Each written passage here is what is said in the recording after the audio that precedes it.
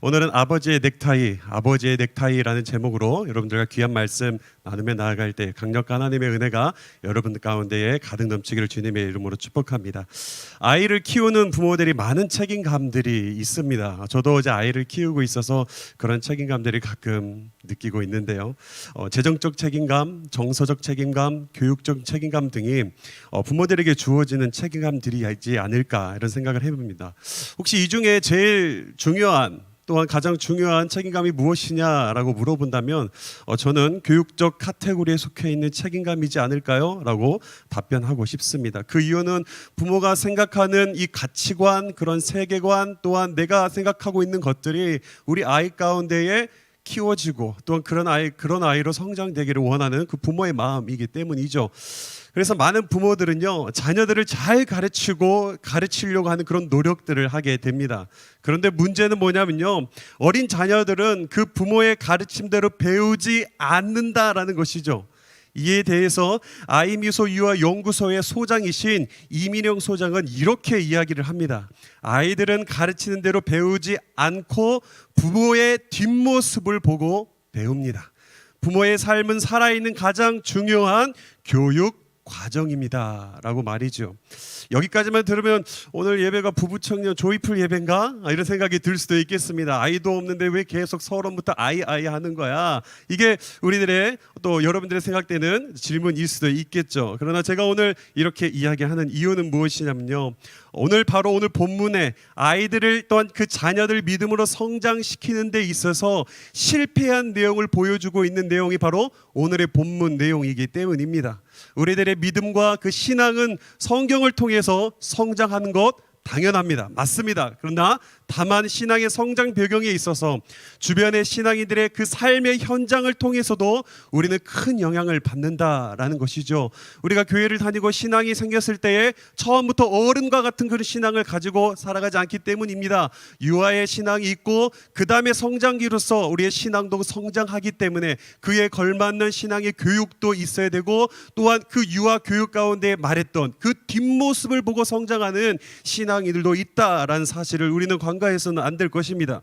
그렇기 때문에 오늘 본문은요, 우리 청년들에게 어떤 자녀는 없지만 여러분의 그 신앙의 선배로서 더 나아가서 교회 안에서 리더십을 발휘하는 그 위치 속에서 과연 나는 나의 삶을 통해 다른 누군가에게 올바른 신앙의 그 뒷모습을 보여주었는가? 혹시는 그런 뒷모습을 보이지는 못하지는 않았는가? 한번 돌아보면서 우리의 자신을 점검할 수 있는 시간 되기를 주님의 이름으로 축복합니다. 오늘 본문에 하나님의 하나님에 대해서 알지도 못하고요, 또한 하나님께서 자신들을 위하여 행하신 그 일들에 관하여서도 알지 못한, 경험하지 못한 새로운 세대가 등장한다라는 그러한 문구가 있는 것을 볼 수가 있습니다. 오늘 우리가 읽은 마지막 본문 9절인데요, 사사기 2장 10절 말씀입니다. 우리 함께 읽겠습니다. 시작. 그 세대의 사람도 다 그 조상에게로 돌아갔고 그 후에 일어난 다른 세대는 여호와를 알지 못하며 여호와께서 이스라엘을 위하여 행하신 일도 알지 못하였더라. 오늘 보면은 그 세대를 지칭하여 뭐라고 말하고 있습니까? 다른 세대다라고 부르고 있다라는 것입니다. 오늘 우리는 이 다른 세대를 지칭하는 무리는 누구를 의미하는지, 그리고 왜 하필 이들은 다른 세대라고 평가되어져야만 했는지, 그 이유가 무엇이었는지, 그 원인이 무엇이었는지를 살펴보도록 하겠습니다. 그렇게 될 때 하나님께서 우리에게 주시는 귀한 메시지가 있는 줄 믿습니다. 우리가 다른 세대라고 이 지칭되는 그 세대를 알기 위해서요, 우리가 좀 몇 가지 알아야 될 내용이 있습니다. 바로 출애굽 1세대와 출애굽 2세대에 대해서 말이죠. 출애굽 1세대는 여러분들이 잘 알고 있다시피 모세와 함께 애굽을 탈출했던 그 세대를 지칭합니다. 그러니까 그들도 하나님을 경험한 것, 또한 하나님에 대해서 많은 것들을 보게 되었죠. 10가지의 재앙도 실제로 눈으로 보았습니다. 그리고 홍해를 건너가는 것 실제로 경험한 세대가 바로 출애굽 1세대이죠.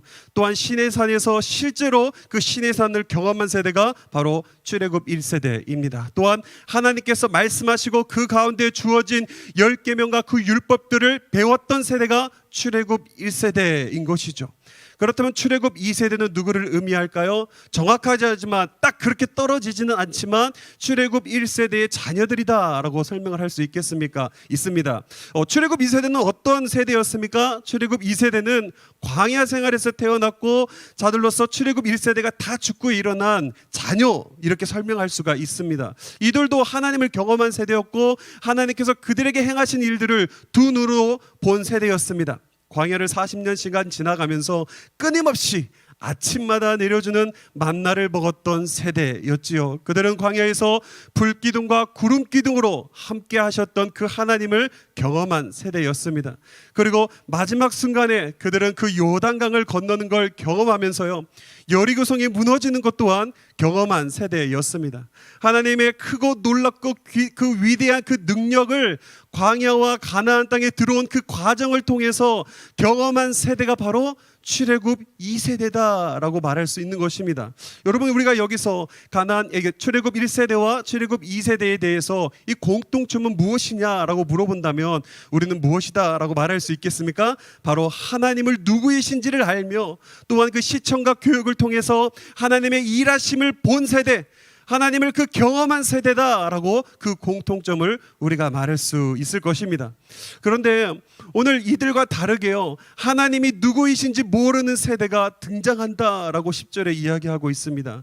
그리고 하나님의 그 일하심을 경험한 적이 없는 세대다라고도 평가를 하고 있죠.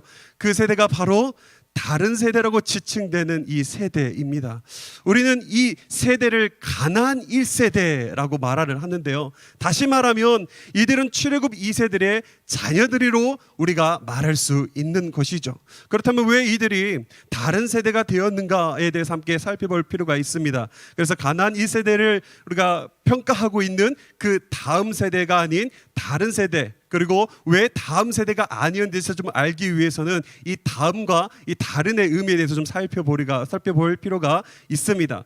다음이라고 하는 이 표현, 이 단어의 의미는 무엇입니까? 이어서 흘러왔었던 어떠한 그 공통점을 중심으로 해서 연결되었다, 또한 이어졌다 할 때 우리가 다음이라는 단어의 의미를 우리가 이해하고는 하죠. 그렇다면 다른이라는 표현은 어떤 의미로 우리가 잘 알고 있습니까? 이전 것과 독립해서 또는 분리돼서 차별성을 강조할 때 쓰는 표현, 그런 단어를 쓰고자 할 때 우리는 다른 이라는 단어를 쓰고 있는 것이죠. 이 의도는 무엇이냐면요, 오늘 가나안 1세대를 다음 세대가 아닌 다른 세대라고 지금 이 성경 저자가 쓰고 있는 것은 무엇이냐? 이전 세대, 즉 출애굽 2세대와 이 새로운 세대, 즉 가나안 1세대는 전혀 달랐다, 아예 달랐다, 차이점이 극명했다라는 그 사실을 전달하기 위해서 이 가나안 1세대를 향해서 다른 세대다라고 지칭하고 있다라는 것이죠. 그렇다면 우리에게 이러한 질문이 들 것입니다. 왜 이 가나안 1세대는 어떠한 면에서 이전 세대 출애굽 2세대와 달랐던 것일까? 도대체 무엇이 달랐기에 성경 저자는 이들을 향해서 다른 세대다라고 말하고 있는 것인가? 10절입니다. 후반부에 보면요, 그들은 이전 세대와 비교했을 때 알지 못하는 것으로 차이점이 났다라는 것을 알려주고 있습니다. 그들이 알지 못하는 것, 그 두 가지 대해서 이야기하는데요, 하나는 무엇입니까? 하나님 여호와를 알지 못했다라고 말하고 있습니다. 여호와를 알지 못하는 것으로 출애굽 2세대와 가나안 1세대는 극명히 달랐다, 그 기준을 이야기하고 있는 것이죠. 다른 하나는 무엇입니까? 여호와께서 이스라엘을 위하여 행하신 일에 대하여 알지 못했다라고 말하고 있습니다. 여기서 하나님을 알지 못했다라는 것은 무엇을 의미하니까? 객관적 지식에 대해서 이야기를 합니다. 지금으로 말하면 우리가 성경을 통해서 말한다면 이 성경에 대해서 알지 못한 세대였다라고 말할 수 있는 것입니다. 여호와 하나님께서 이스라엘을 위하여 행하신 일들에 대하여 알지 못했다라는 것은 무엇을 의미할까요? 경험적 지식입니다. 즉 주관적 지식인 것이죠. 하나님의 말씀은 들었지만 내 삶 가운데 그 하나님의 역사하신다는 사실을 경험하지 못하고 말씀을 살아내지 못하는 그러한 모습, 그걸 가지고 오늘 하나님은 그 가나안 1세대를 향하여 여호와를 알지 못했으며 여호와께서 일하시는 그 일들에 대해서도 경험하지 못한 세대였다라고 말을 하고 있는 것입니다. 한마디로 말하면 그들은 성경을 모르는 세대였다라는 것이죠. 율법을 배운 적도 없고 또한 모세가 시내산에서 기록했던 기록물에 대해서 읽어보지도 못했고 듣지도 못했고 배우지도 못한 세대. 거기다가 그들은 하나님께서 내 인생 가운데 행하신 일들에 대한 경험과 체험에 있어서 너무나도 부족했던 세대였다라는 사실을 오늘 이 가나안 1세대 그리고 다른 세대라고 지칭되어지는 그 세대를 향해서 평가하고 있는 것입니다. 결론적으로 말하면요, 하나님을 알지도 하나님께서 행하신 일에 대해서도 알지도 못했기에 오늘 이 가나안 1세대는 이전 세대가 가지고 있던 이 고귀한 신앙이죠, 그 신앙을 이어받지 못한 다른 세대로 평가되고 있는 것을 볼 수가 있습니다.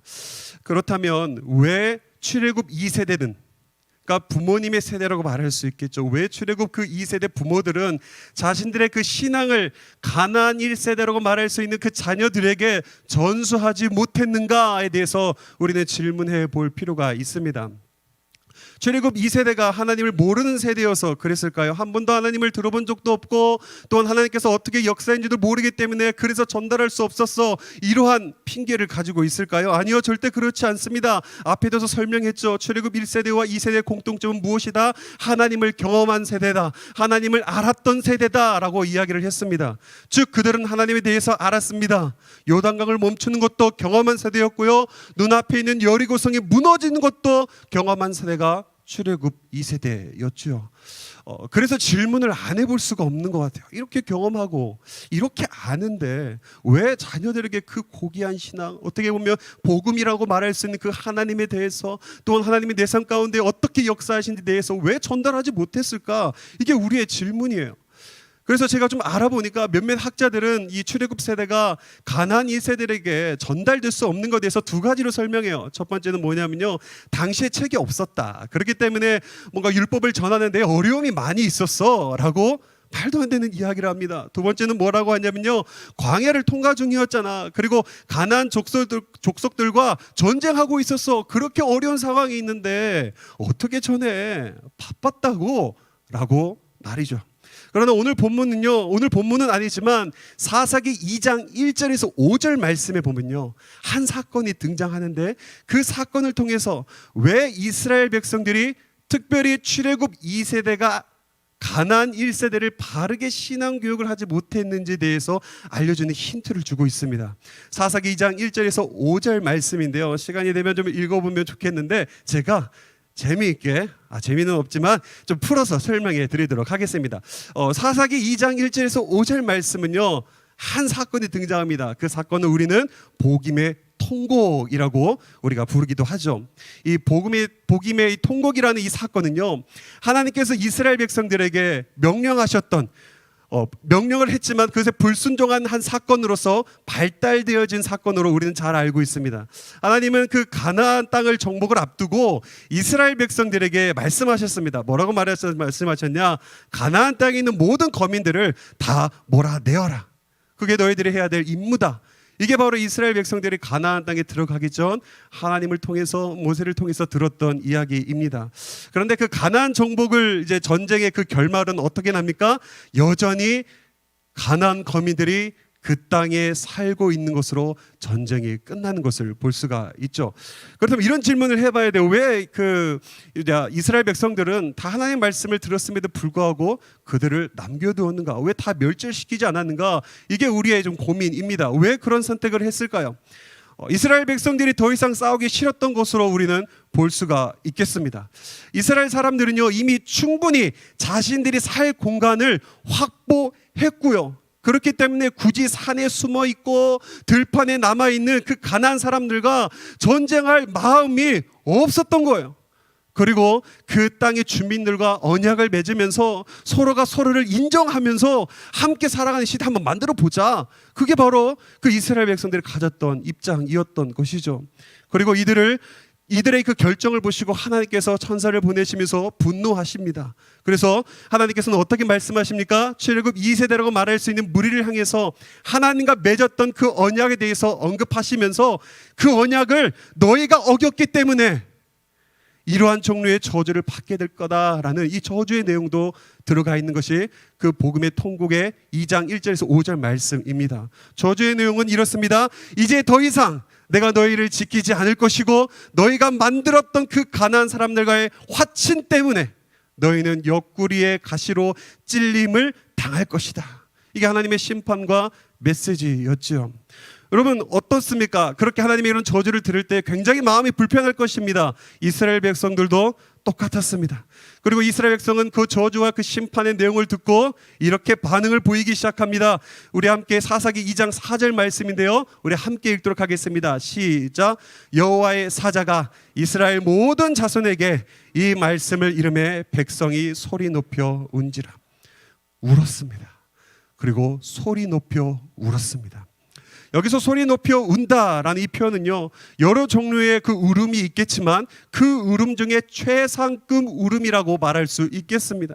눈물을 흘린다는 의미 정도가 아니고요, 눈물이 고였다 정도가 아니라 정말 소리를 질러가면서 울며 통곡했던 것으로 표현하고 있습니다. 그리고 5절은 그들의 눈물로 회개하며 자신들을 용서해달라고 하나님께 제사를 드리는 것을 볼 수가 있죠. 그들은 하나님께 그들이 할 수 있는 최선의 눈물, 최선의 예배를 하나님께 올려드리는 것입니다.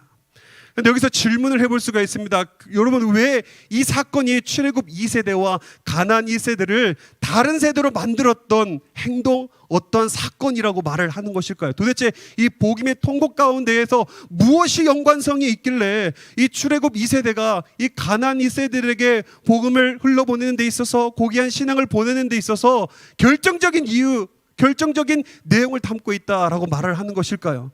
우리는 여기서 눈물을 흘리고 소리 높여 운지라에 대해서 이들은 할 거 다 했잖아 라고 착각할 수가 있습니다. 그러나 이것은 함정이다라는 사실을 여러분들이 알아야 됩니다.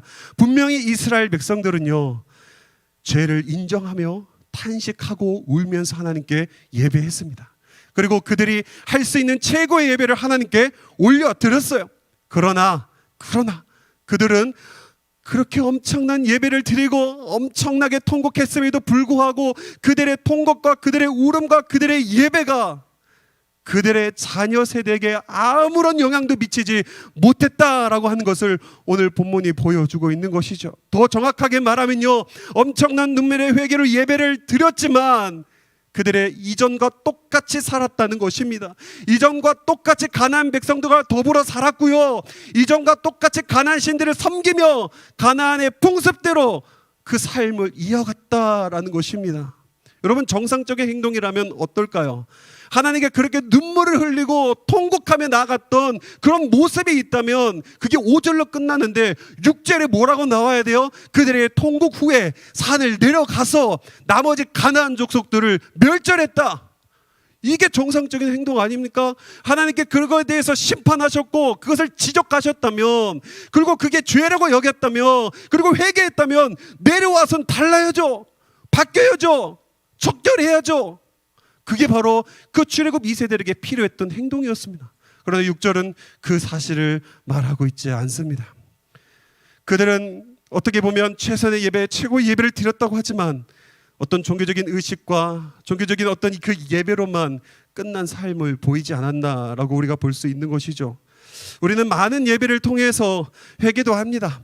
감정적으로는 변화도 있어요. 뭔가 좀 종교적인 의식들도 있었지만 그 회개가 삶 가운데 드러나지 않았고, 또한 그 나의 삶 속에서 아무런 변화가 일어나지 않았던 적이 분명히 있을 거예요. 저 또한도 그렇습니다. 하나님께 수련회를 통하여 또 어떤 부흥회를 통하여 회개하고 하나님께 돌이키고 결단했지만 작심삼일이라는 말이 있듯이 또다시 돌이키는 그런 모습들이 우리 안에 있어요. 여러분들 안에도 분명히 있을 것입니다. 오늘 이 설교를 들으며 나아갈 때 그 모습을 발견하는 여러분들이 되었으면 좋겠어요. 그런데 여기서 큰 문제가 돼요. 어떤 문제냐면요, 이 복임에서 통곡 후 내려온 이스라엘 백성들에게도 이 똑같이 있었는데요, 그것은 무엇이냐면 누군가 보고 있었다라는 것입니다. 누가 보고 있었을까요? 그 출애굽 2세대라고 말할 수 있는 그 이스라엘 백성들이 그 기도하고 회개하며 내려왔을 때 내려온 이후에 보고 있었던 사람들이 있었는데 그게 누구였을까요? 가나안 1세대였어요. 출애굽 2세대라고 불리는 부모님의 그 세대가 멋진 이야기들을 하고요, 하나님과 관련해서 놀라운 이야기들을 펼치지만, 그리고 때로는 그들이 모여가지고 엄청나게 울고 뜨겁게 예배를 드리는 것 같지만, 막상 그들이 집에 와가지고 자신들에게 하는 말을 들어보면 세상에 믿음 없는 부모들과 똑같구나 라고 여기는 그 모습을 그 자녀들이 보고 자랐던 것입니다. 그리고 그 결과가 무엇입니까? 출애굽 2세대의 영향력이 끊어진 다음, 곧 그들이 죽고 난 다음에 가나안 1세대는 이어받는 다음 세대가 아니라 완전히 극명히 다른, 그들과 전혀 다른 세대로 평가받고 있는 것이 오늘의 결과이죠.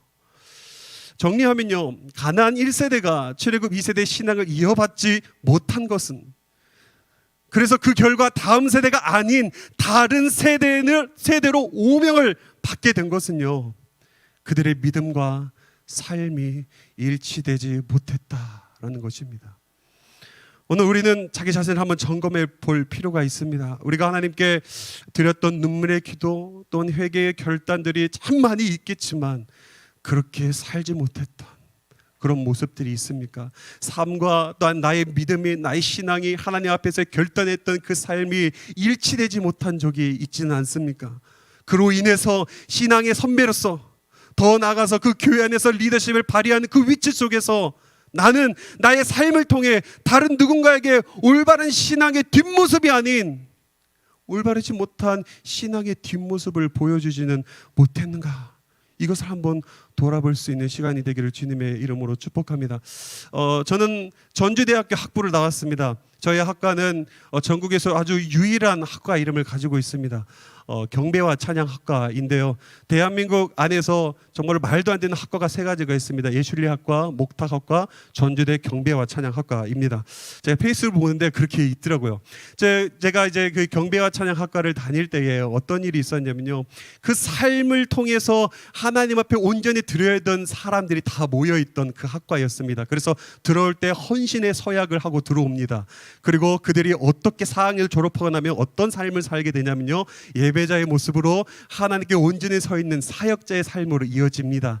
그러면서 평신도로 가는 사역자도 있고요, 신대원을 가는 사람들도 많이 있죠. 그래서 예배의 중요에 대해서 굉장히 많이 강조합니다. 그리고 이 자리에 섰을 때 그렇게 하나님을 예배하는 자로 끝나는 것이 아니라 삶으로 우리가 어떤 삶이 이루어져야 되냐, 이런 경건의 모습을 많이 강조하는 데가 저희 학과였습니다. 그래서 신나게 또한 멋있게 찬양 인도하고 예배 인도하고 내려왔을 때의 끝이 아니라 늘 강조하는 거, 그 모습이, 너의 그 신앙이, 너의 그 믿음이 삶에서도 나오기를 바란다며 강조했던 것이 바로 그 학과의 목표였고 교수님의 목표였죠. 그래서 항상 우리 교수님이 학생들에게 가르치기를 원하셨는데, 그것을 조금 더 극명하게 알려주기 위해서 교수님이 그때 한번 읽혔던 책이 있습니다. 참으로 예배하고 싶다라는 책인데요, 양명호 목사님께서 쓴 책입니다. 예배란 무엇인가에 대해서 설명을 하면서 그분이 이렇게 설명합니다. 하나님을 예배하는 것과 하나님을 믿고 살아가는 것은 서로 다른 두 개의 일이 아니다. 동전의 양면과 같다. 이쪽 면에서 보면 예배당에서 찬양하며 예배하는 장면이 보인다. 다른 쪽에서 보면 매일의 삶에서 하나님을 믿고 의지하며 살아가는 장면이 보인다. 이 두 면이 합쳐서 예배라고 하는 하나의 동전이 만들어진다라고 말이죠. 여러분들은 이 내용을 읽으면서 어떤 마음이 듭니까? 나는 과연 이 동전의 양면이라고, 동전의 모습이라고 말할 수 있는 이 예배의 그 모습으로 혹시 한 면에서는 하나님을 정말 진실하게 예배하고 하나님을 신뢰하는 그런 모습이 있는데, 다른 한 면에는 그것과 일치되지 못한 그런 모습이 있지는 않습니까? 그리고 나의 이런 모습을 통해서 나의 이 뒷모습을 통해서 다른 누군가가 잘못된 신앙의 길로, 잘못된 믿음의 모습으로 성장되고 있지는 않았을까라는 이 생각이 혹시 들지는 않습니까? 오늘 어떻게 보면 이 분이 말하는 것과 우리가 전달하려고 하는 이 내용이 조금 다를 수도 있습니다. 그러나 우리가 가나안 1세대를 만들지 않기 위해서 필요한 것이 있으니 그게 바로 믿음과 삶이 일치되는 모습이다. 바로 오늘 여기서 말하는 것처럼 하나의 동전이라고 설명하는, 예배를 하나의 동전이라고 설명하는 이 맥락 속에서 우리가 같은 내용에 포함되고 있지 않나 생각을 해봅니다. 오늘 그런 여러분들 가운데에 우리 자신을 한번 돌아보고 또한 그렇게 살지 못한 적이 있다면 다시 한번 하나님께 결단하며 나아가는 시간이 되기를 주님의 이름으로 축복합니다. 저는 어릴 적 한 분을 통해 하나님을 향한 사랑과 또한 하나님을 위해 사는 인생이 최고의 가치 있는 것으로 생각하게 되었던 한 사건이 있습니다. 그분은 바로 박용묵 목사라는 저의 아버지입니다. 제가 고등학교 1학년 때 있었던 일인데요. 부모님과 함께 부흥회를 가게 되었습니다. 시골에 있었기 때문에 그렇게 많이 모이지 않는 그런 부흥회였습니다. 설교 시간이 끝나고 기도의 시간이 다 끝난 다음에 다 모여서 헌금하는 시간이 되었습니다. 그때 헌금을 할 때 다 모여서 앞에서 동그랗게 모여서 헌금을 했거든요. 그렇기 때문에 누가 헌금하는지 무엇을 헌금하는지 다 알았습니다. 이제 이 헌금 바구니가 쭉 돌면서 이쪽에서 아버지 쪽으로 쭉 가는데 아버지께 온 그 헌금함에 아버지께서 급하게 오셨는지 헌금을 내지 않더라고요. 헌금을 내지 않아서 아빠가 좀 급하게 오셨나 보다 라고 생각을 했는데요, 아버지가 냈던 이 헌금이 있었습니다. 그것은 바로 넥타이였습니다. 넥타이를 딱 봤더니 넥타이에서 목에서 빼서 그 헌금함에 딱 넣더라고요. 그렇게 모든 예배가 다 마무리되었습니다. 그리고 친교하는 그 시간이 있었습니다. 그분도 좀 의아했나 봐요. 왜 헌금이 아니라 넥타이를 뒀을까? 왜 넥타이를 뒀을까? 이분도 궁금했던 거죠. 그래서 이제 아버지께 물어봤습니다. 목사님은 왜 그 헌금함에 넥타이를 넣으셨습니까? 그러자 아버지께서 이렇게 대답하시더라고요. 제 생명을 넣을 수 있다면 넣었을 텐데 그럴 수 없기에 나의 목에 있는 이 넥타이를 나의 목숨으로 생각하며 하나님께 바칩니다. 어떻게 보면 뭐 보이기식 아니야 생각할 수도 있겠죠. 그런데 저는 그때 그 아버지의 결단, 그 아버지의 모습, 생명을 넥타이로 여기며 하나님께 드렸던 그 넥타이가 제가 이 길을 가는 데 있어서, 제가 이제 목회의 길을 걸어가는 이 사역자의 길에 있어서 고민이 많을 때 늘 그게 기억에 떠오릅니다. 그러면서 내가 아버지처럼 살아야 되는데, 아버지도 그런 모습이 있었겠죠. 예수님을 따라가는 모습을 닮아서 그 모습이 나왔을 거예요. 하나님은 그렇게도 역사하신다고 생각해요. 말씀을 따라 살아가는 삶, 예수님을 따라가는 그 삶을 통해서, 그 사람을 통해서 또 역사하시거든요. 저는 그렇게 은혜를 받게 된 거예요. 내가 걸어갈 때마다, 힘들 때마다, 좌절될 때마다 그때 그 아버지의 그 넥타이를 생각하면서, 그래, 하나님을 위해서 사는 삶은 생명 거는 삶이지. 생명 거는 삶이지. 저는 그래서 그 넥타이를 보며 한 번 무너질 때마다 다시 일어나게 되는 계기가 됩니다. 여러분들에게 한번 질문해 보도록 하겠습니다. 여러분들 다른 누군가에게 어떤 넥타이를 보여주고 싶은가요? 여러분들의 그 뒷모습을 통해서 내가 만난 그 하나님을, 내 안에서 역사하신 그 하나님, 내가 만난 그 하나님을 어떤 모습으로, 어떤 넥타이로 신앙의 후배들, 내가 맡고 있는 목원들에게 보여주고 싶으십니까? 오늘 하나님은 우리를 통해서 그렇게 역사하시고 그 신앙의 그 믿음이, 여러분들이 알고 있는 그 하나님이 흘러가기를 간절히 소망하신다는 사실을 여러분들이 꼭 기억하기를 주님의 이름으로 축복합니다. 그래서 우리에게 필요한 것은요, 예배 안에서 울고 하나님 앞에서 기도하고 결단하는 것 너무나도 중요합니다. 그러나 그 삶, 그 모습이 삶으로 이어지지 못한다면 가나안 1세대를 만들 수 있다는 사실, 복임의 그 통곡에서 울면서 애통하며 나아갔던 그 출애굽 2세들은 가짜 믿음이었겠어요? 아니에요. 진실했어요. 그러나 그것으로 끝났어요. 그것으로 마무리 지었어요. 그러니까 가나안 1세대요, 다른 세대로 오명을 받게 된 것이죠. 여러분들에게 질문하고 또한 여러분들에게 도전합니다. 여러분을 만난 그 하나님, 예배 가운데서만이 아니라 삶 가운데서 드러낼 수 있는 여러분에게를 주님의 이름으로 축복합니다. 보여지는 예배로 끝나는 것이 아니라 내 삶 속에서 드려지는 예배로, 그런 예배자로 서 있는 여러분에게를 주님의 이름으로 축복합니다. 우리 이 시간 함께 찬양으로 나아가도록 하겠습니다.